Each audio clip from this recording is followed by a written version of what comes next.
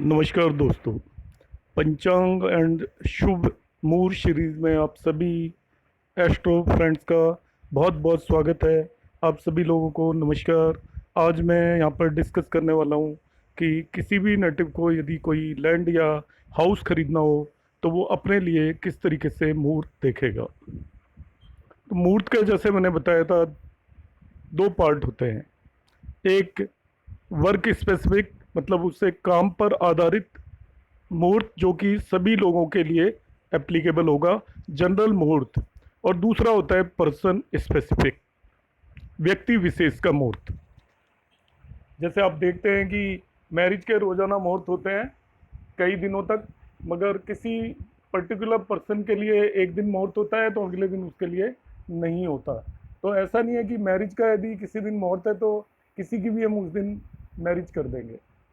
तो हर एक पर्सन के लिए, इंडिविजुअल के लिए हमें सेपरेटली मुहूर्त निकालना पड़ता है। तो उसके लिए दो पार्ट हैं। सबसे पहले हम देखेंगे, यदि किसी व्यक्ति ने मकान लेना है, हाउस लेना है या फ्लैट लेना है, तो हम सबसे फर्स्ट ऑफ ऑल डिसाइड करेंगे कि किन किन डेट्स पर हाउस लेने का मुहूर्त अवेलेबल है। तो मैं यहाँ पे सॉफ्टवेयर की हेल्प ले रहा हूँ और आप लोग गूगल पे जाके भी देख सकते हैं हाउस लेने के लिए कौन सा मुहूर्त अच्छा है, किन किन डेट्स का अच्छा है। तो ऐसा मैंने एक एग्जांपल लिया हुआ है। एक नेटिव मेरे पास आए थे और उनको अगस्त मंथ में ही हाउस बाय करना था या एग्रीमेंट करना था। तो उन्होंने मुझसे शुभ मुहूर्त निकालने के लिए कहा। तो वही मैं आपके सामने अभी डिस्कस करने वाला हूँ कि मैंने किस तरीके से शुभ मुहूर्त निकाला। मैं पूरे स्टेप्स बताऊंगा जिससे कि आप सीख सकें। तो सबसे पहला काम किया, मैं इंटरनेट पर गया और मैंने एक लिस्ट निकाली, वहाँ पर डाला प्रॉपर्टी परचेज मुहूर्त। तो अगस्त मंथ में जो भी नेटिव मेरे पास आए थे उन्हें चाहिए था, तो ये डेट्स वहाँ पर आ गई जो मैंने आपके सामने डाली हुई है। अगस्त में 5 अगस्त को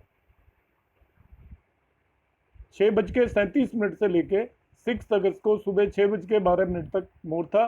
तो इवनिंग में 5 अगस्त के से मुहूर्त शुरू हो रहा था और 6 अगस्त तक मॉर्निंग में था। तो आप यही मान के चलिए कि नाइट में तो कोई डील होगी नहीं।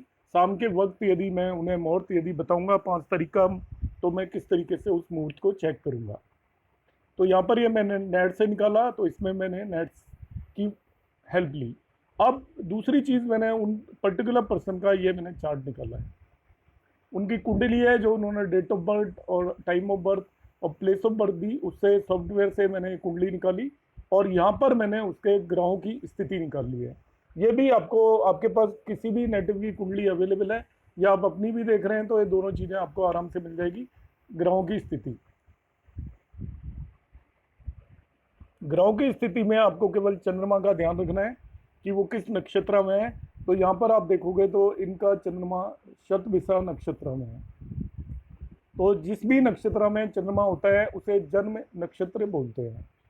तो बस इसी के बेस पर मैं इनका सारा एनालिसिस करूंगा कि इनका जन्म नक्षत्र शतभिषा है और इनका चंद्रमा आपका, ये दोनों चीज़ें काफ़ी है। बस आपको कुंडली में दो चीज़ों की ज़रूरत है। एक तो चंद्रमा किस राशि में है, यहाँ पे एक्वेरियस या कुंभ राशि में है, और वो शतभिषा नक्षत्र में चंद्रमा है। इन दोनों के बेस पर मैं इनका मुहूर्त निकालूंगा। 5 तारीख को चेक करूंगा कि इनका मुहूर्त ठीक है या नहीं। तो 5 तारीख को मैंने क्या किया, सबसे पहले मैं गया पंचांग के अंदर। पंचांग यहाँ पर मैं आपको दिखा देता हूँ या आप इंटरनेट से भी हेल्प ले सकते हो।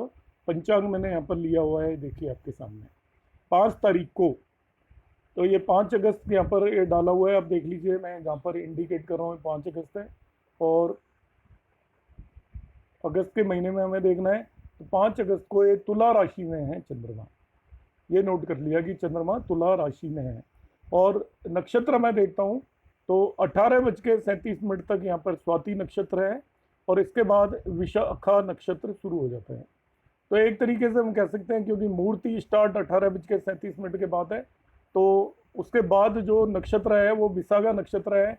तो दोनों चीज़ें मैंने नोट कर ली। इंटरनेट से मैंने सबसे पहला काम क्या किया, मैंने पता किया किस डेट में नक्षत्र है। 5 अगस्त को है 6:37 से। फिर मैंने पंचांग की हेल्प ली कि 5 अगस्त को 6:37 के बाद कौन सा नक्षत्र है।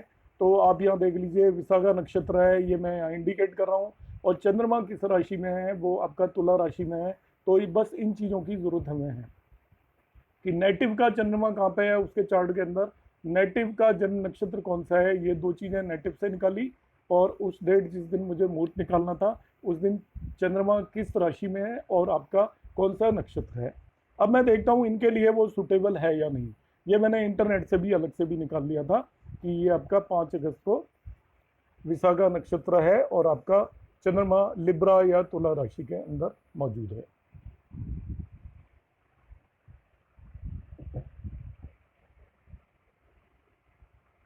एक करना होता है हमें नक्षत्र तारा शुद्धि। अब तारा शुद्धि मैं आपको सिखाता हूँ। नेटिव का नक्षत्र सतभिषा था और आपका उस दिन विशाखा नक्षत्र है, तो यहाँ पे सतभिषा देख लीजिए आप लिस्ट में। यहाँ से आप काउंट करिए, इससे तीसरा, देखिए तीसरा हो गया, पांचवा यहाँ से हम गिनेंगे, देखिए सतभिषा 1 2 3 4 5वां, ये भी अवॉइड करना है। छठा और सातवां, ये 3 नक्षत्र अवॉइड करना है। कौन सा करना है, इसका जन्म नक्षत्र सतभिषा था नेटिव का, तो उससे तीसरा उत्तर भाद्रपदा वो अवॉइड करना है। उस लाइन में जो भी 3 नक्षत्र आ रहे हैं तीनों को अवॉइड कर दीजिए। तीसरा था उत्तर भाद्रपदा, उस लाइन में अनुराधा आ रहा है और पुष्य आ रहा है, ये तीनों नक्षत्र अवॉइड करने हैं। फिर पांचवा चले जाइए, ये 3 था, 4 और पांचवा आएगा अश्विन। पांचवा इस लाइन के तीनों नक्षत्र अवॉइड करने हैं आपको, मघा और मूला भी। फिर सातवां आएगा वहां से कृतिका। कृतिका, उत्तर फाल्गुनी और उत्तर आषाढ़ा तीनों नक्षत्र आपको अवॉइड कर देने हैं। ये इसके आपके तीनों विपत, प्रत्यारी और वध नक्षत्र हैं, इनको हम अवॉइड कर देते हैं। हमारा नक्षत्र उस दिन विशाखा है, तो विशाखा आप देखना चाहोगे तो इसका सतविशा इसका जन्म नक्षत्र है, उसके अगले को हम संपत बोलते हैं। तो विशाखा संपत नक्षत्र है जो कि अच्छा माना जाता है किसी भी काम के लिए, इसलिए हमने तारा शुद्धि की और तारा शुद्धि में पाया कि 5 तारीख को 6:37 के बाद जो भी नक्षत्र है वो इसके लिए अच्छा है। बाय द वे अनुराधा होता तो हम मना कर देते, क्योंकि अनुराधा इसका विपद नक्षत्र है। तो नक्षत्र इस तरीके से हम तारा शुद्धि कर सकते हैं। दूसरी अब मैं चंद्र शुद्धि बताऊंगा जो हमें करनी है। तो इन नेटिव का मैंने चार्ट ले लिया है, आपके सामने भी मैंने देख के बताया था कि जो चंद्रमा है 5 तारीख को वो आपकी इस साइन में है, लिब्रा राशि के अंदर है। तो यहाँ पे मैं आपको चंद्र शुद्धि करके दिखाता हूँ। देखिए चंद्रमा इस साइन के अंदर है, ट्रांजिट के अंदर उस डेट को, और इनका मून यहाँ पर है। तो अब यहाँ से काउंट करेंगे 1 2 3 4। यदि यहाँ पे चंद्रमा होता तो हम मना कर देते हैं। उसके नेटिव मून से, मतलब उसके कुंडली में चंद्रमा है वहां से चौथे घर में नहीं होना चाहिए। फिर 5 6 7 8, 8वें घर में होता तो भी मना कर देते। यहाँ पे भी चंद्रमा होता तो हम कहते कि आपका मुहूर्त ठीक नहीं है। फिर 9 10 11 12, यहाँ पे भी होता तो मना कर देते। मतलब इन तीनों राशियों में उस डेट में चंद्रमा होता।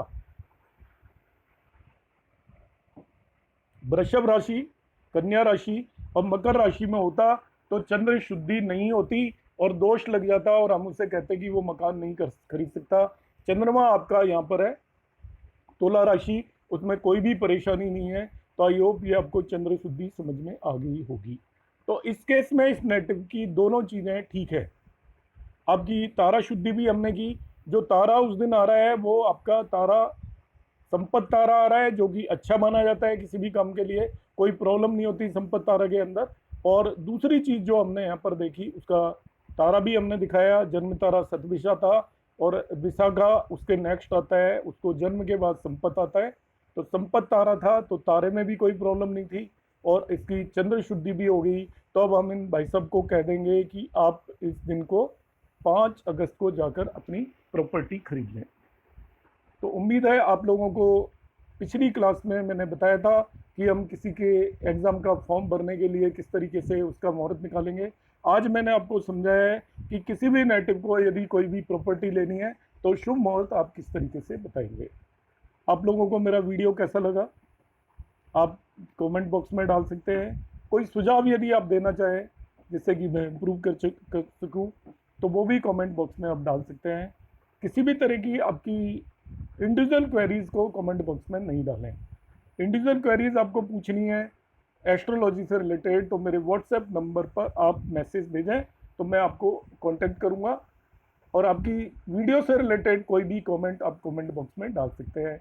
आप सभी लोगों का बहुत बहुत धन्यवाद।